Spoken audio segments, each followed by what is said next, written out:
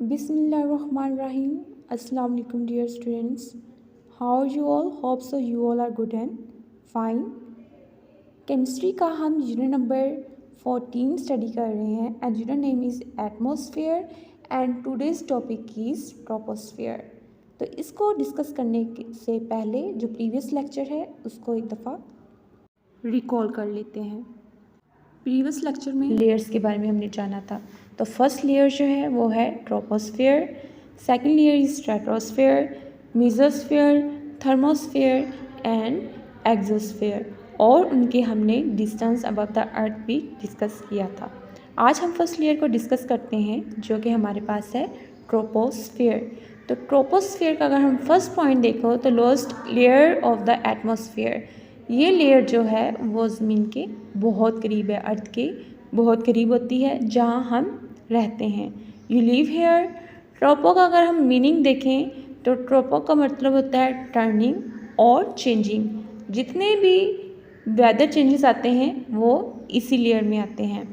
Weather occur here contain almost all the mass of the atmosphere. तो यहाँ almost जितनी भी गैसेस हैं उनकी परसेंटेज देखी जाए तो 99% जो मास है बाय वॉल्यूम इस लेयर में पाया जाता है। अगर हम इसको इक्वेटर में इसकी लेंथ को देखें तो ये हमारे पास 16 किलोमीटर थिक होती है, और अगर पोल्स में देखें तो इसकी जो है 9 किलोमीटर थिकनेस होती है। एज एल्टीट्यूड इंक्रीजेस, जैसे जैसे इसकी हाइट इंक्रीज़ होगी हमारे पास टेम्परेचर जो है वो क्या होता है, डिक्रीज़ होता है। तो हम ये भी डिटेल में डिस्कस करेंगे कि ये टेम्परेचर किस तरह डिक्रीज़ होता है, और हम इसको क्लाउड्स ऑफ आइस भी कह सकते हैं।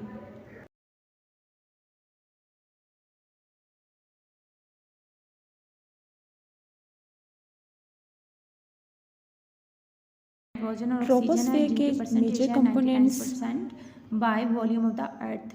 निग्लिजिबल कंपोनेंट्स देखें तो हमारे पास निग्लिजिबल कंपोनेंट्स ऐसे कंपोनेंट्स होते हैं जिनकी परसेंटेज क्या होती है, वो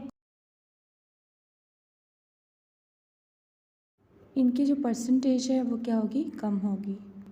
कार्बन डाइऑक्साइड और वाटर वेपर्स की परसेंटेज ऑलमोस्ट 0.03% से 0.003% है, और वाटर वेपर्स की 0.001% होती है। ये दोनों जो गैसेस हैं ये इम्पोर्टेंट रोल प्ले करते हैं मेंटेन टेम्परेचर में। ये अलाउ करते हैं विजिबल लाइट टू पास और ऑब्जर्व करते हैं हायर रेडिएशन एमिटेड बाय अर्थ, और उसके रिजल्ट में वार्म द अर्थ। अब मैं यहाँ ये 4 पॉइंट्स हैं इनको एक डायग्राम की हेल्प से एक्सप्लेन करूँगी।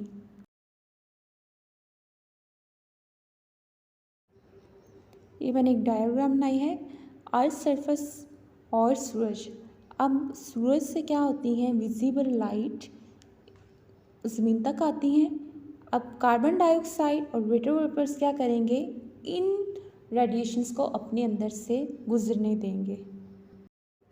इसी तरह ज़मीन भी हायर रेडिएशंस को इमिट करती है, और वाटर वेपर्स की परसेंटेज है 0.01%। अब ये क्या करता है, सूरज से जो रोशनी आती है या लाइट निकलती है वो हमारे पास कौन सी होती है, विजिबल लाइट होती है।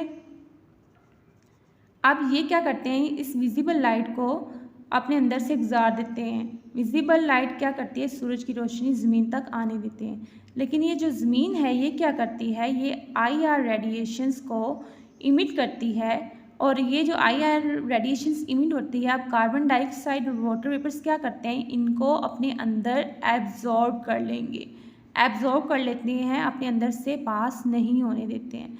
इस तरह जो हमारे पास IR रेडिएशंस हैं वो बाहर नहीं जा पाती हैं, तो वो क्या होती हैं, एटमॉस्फेयर में ट्रैप हो जाती हैं, जिसकी वजह से हमारा जो टेम्परेचर है वो क्या होता है, डिक्रीज़ होता है। इसमें हमने एक और बात डिस्कस की कि हमारे पास कंसंट्रेशन अगर गैसेस की कम होंगी तो दैट मीन्स IR की कंसंट्रेशन भी क्या हो जाएगी, कम हो जाएगी, और उसके रिजल्ट में जो हमारे पास टेम्परेचर है वो डिक्रीज़ होगा। और डिक्रीज़ कितना होगा, ग्रेजुअली आहिस्ता आहिस्ता डिक्रीज़ होगा, और इसकी जो डिक्रीज़ का रेट है वो 6 डिग्री सेल्सियस पर किलोमीटर है। अब इसी रीजन के अंदर वेदर चेंजेस भी होते हैं, और जितने भी एयरक्राफ्ट फ्लाई होते हैं वो ट्रोपोस्फियर में फ्लाई होते हैं। अभी स्टूडेंट्स आप अपनी बुक पेज नंबर 121 ओपन करेंगे। 121 ओपन कर लिया आप लोगों ने। ये हमारे पास पेज नंबर 121 है और हमारे पास क्या है, ट्रोपोस्फियर। तो ट्रोपोस्फियर में nitrogen and oxygen gases present होती हैं। These two gases comprise 99% bye volume of the earth atmosphere. इसमें जो एटमोसफियर में परसेंटेज है वो कितनी है, 99% है। अब हम अगर इसकी कंसनट्रेशन देखें, although concentration of carbon dioxide and water vapour is negligible. इसमें कार्बन डाइऑक्साइड और वाटर वेपर्स के क्या हैं, निग्लिजिबल हैं, yet they play a significant role in maintaining temperature of atmosphere. लेकिन ये जो टेम्परेचर के एटमोसफियर को मेंटेन करने के लिए बहुत इंपॉर्टेंट रोल प्ले करते हैं। Both of this gases allow, अब ये जो हमारे पास कार्बन डाइऑक्साइड है और वाटर वेपर्स हैं वो क्या करेंगे, अलाउ करेंगे विजिबल लाइट को पास थ्रू, बट ये अपने अंदर से, जैसे मैंने ऊपर डायग्राम में एक्सप्लेन किया है कि ये सूरज की रोशनी को क्या करेंगे, अपने अंदर से गुजार लेंगे, लेकिन IR को अपने अंदर एब्जॉर्ब कर लेते हैं। Both of these gases allow visible light to pass through but absorbs IR radiations emitted by Earth's surface. Therefore, these gases absorb much of outgoing radiations and warm the atmosphere. तो अब क्या होता है कि ये दोनों गैसेस ट्रैप हो जाती हैं, बाहर नहीं निकलती हैं। इस वजह से हमारा जो एटमॉस्फेयर है वो क्या होता है, वार्म हो जाता है, गर्म हो जाता है। As the concentration of gases decrease gradually with the increase of altitude, जैसे जैसे हम ऊपर जाएंगे, एल्टीट्यूड की तरफ जाएंगे, कंसनट्रेशन ऑफ गैसेस हमारे पास क्या होती है, डिक्रीज हो जाएंगी, और जो हमारे पास टेम्परेचर चेंज है वो क्या होगा, 6 डिग्री सेंटीग्रेड पर किलोमीटर, ये इसमें हमारे पास डिक्रीज होता जाएगा। This is the region where all weather occurs. ये वो रीजन है जहाँ जितने भी वेदर चेंजेस होते हैं वो इसी रीजन में होंगे। Almost all aircraft fly in this region. जितना भी एयरक्राफ्ट्स हैं वो इसी रीजन में फ्लाई करते हैं। तो होप्स स्टूडेंट्स आपको इसकी समझ आ गई होगी, आपने इसको अच्छे से लर्न करना है, और कोई भी क्वेश्चन हो तो आपने पूछना है। नेक्स्ट हम स्टडी करेंगे स्ट्रेटोस्फीयर। मिलते हैं।